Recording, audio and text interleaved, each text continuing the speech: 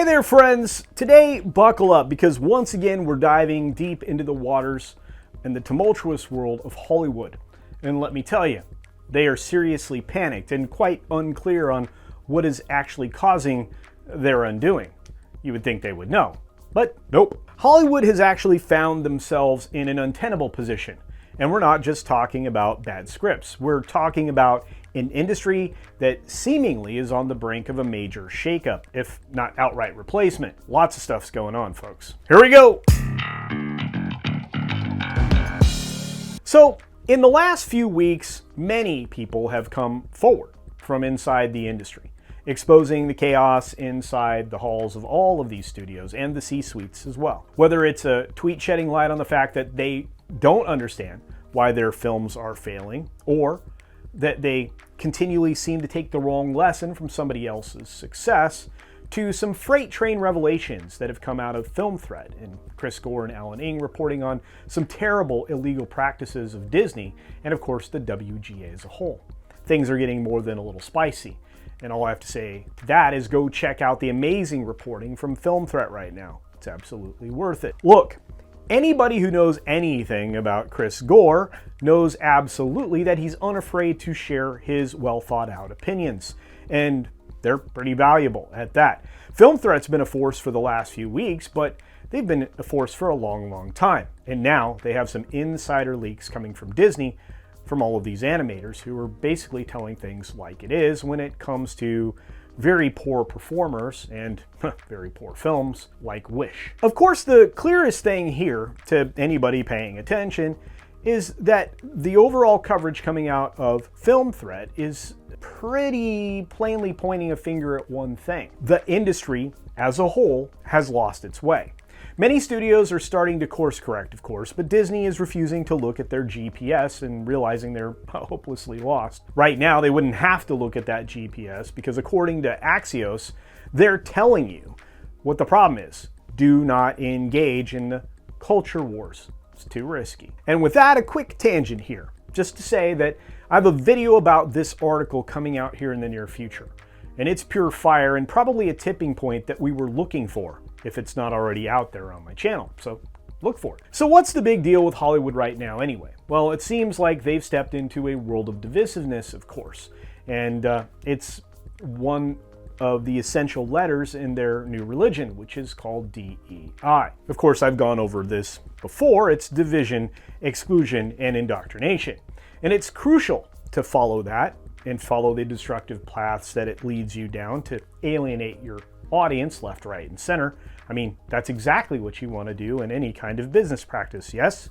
Turn off half, if not more, of your audience. I mean, I'm sure you agree now that this strategy that they've pursued has worked, and maybe a little too well.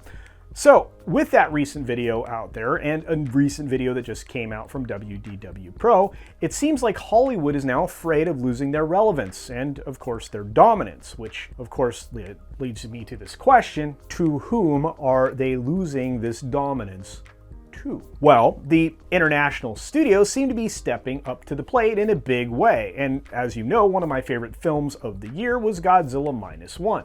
What a great film. And of course the independent studios are stepping up as well, making a mockery of the behemoth studios at the same time. And I'm sure you can think of at least one of those. I mean, films like Godzilla Minus One, Sound of Freedom, they're coming from places we don't usually hear from. Yet these movies are captivating audiences and proving that cinema in Japanese, Spanish, Korean, Hindi is still a universal language, even if it's not one that's spoken in the United States. And what's worse is these films are replacing the once tried and true performers in the industry. That's right, the big studios and their franchises. Let's take, for example, the biggest bully on the block, Disney. They control so much IP and so many brands, and yet they can't make money in theaters anymore. They're stymied by the anchor of the WEF, the neo-Marxist, and the people and poison mind virus that they let in the door in the first place. So injurious has this path been to them that they have to lay off more and more people across the board. And wait for it, I have a story later this week about something in the works to cut down on staffing in Disney's theme parks. But let's talk plainly about something that really just happened. It's the opening salvo, the good dinosaur in the room. Pixar is letting near 30% of their staff go in a short run here, and of course, everybody's been reporting on that. But they're not alone. Amazon Prime Video, while performing wonderfully well in streaming just behind Netflix in terms of viewership and subscribers, they're having to drop hundreds of employees from their studios over the sheer cost of producing garbage content like the Rings of Power. Yet another merciless axe has fallen there over at the podcasting studios, and it looks like Audible has taken quite a hit as well. And if you haven't heard, Twitch is cutting huge amounts of staff despite taking even more money from the streamers' pockets of late, and they already hit, some other little cells of their company as well. But there are a ton of companies to follow that aren't Amazon, believe me. I'm going to keep reporting on that. In fact, the coming years are going to be trial by fire for Hollywood in a lot of different ways. They'll either have to learn how to reinvent the wheel and figure out how to sell the neo-Marxist destruction of society message to empower their overlords, or they'll have to return to classic storytelling and give the audiences what they want for a change. And not just on the big screen. You're going to have to hit that small screen as well. And really, they better do that pretty fast, because it is hard enough to get through as it is when you have good product to sell. And right now, well, all they have is pretty rotten product at that. And with what's on the horizon, I find myself in full agreement with my peers like Chris Gore on something that we've talked about many, many times. There is no massive tentpole this year. There's no billion-dollar earner coming out. Theaters are in a critical, if not existential, period of their existence. These entities are going to have to adapt or die. Now, the theaters have adapted before. I mean, I'll tell you one thing. If they let me host a video game tournament, podcast, or meetup at a theater this year, I would absolutely jump at that. That would be a great event. And imagine doing that with a premium format theater, maybe to screen some old movie, something in private. And that could be the actual future, at least for the next couple of Jimmy Carter years we're about to go through. And for my entire 4 years on YouTube, that's right, I've been here for 4 years. My 4-year anniversary was last Friday, as a matter of fact. During that entire time, I have been covering the descent into madness that Hollywood has been pursuing. I've pointed out their folly, all their missteps, and how I was not alone. There are many people that were telling Hollywood and Associated Entertainment Enterprises exactly what they were doing wrong and what would happen and all the steps along the way. And as those things happened, they didn't listen. They marched willingly into their own destruction, which doesn't make a lot of sense. And as I pointed out, I wasn't alone. Here is a list of everybody that was with me. Well, a lot of people that were with me. There are too many to name. Let's start with Chris Gore, Alan Ng, Valiant Renegade, Midnight's Edge After Dark, Gary at Nerdrotic, Ryan Cannell at RK Outpost, Comics Division, WDW Pro, That Park Place, John F. Trent, Spencer Bakuli, Jacob at Society Reviews, and many, many, many, many more.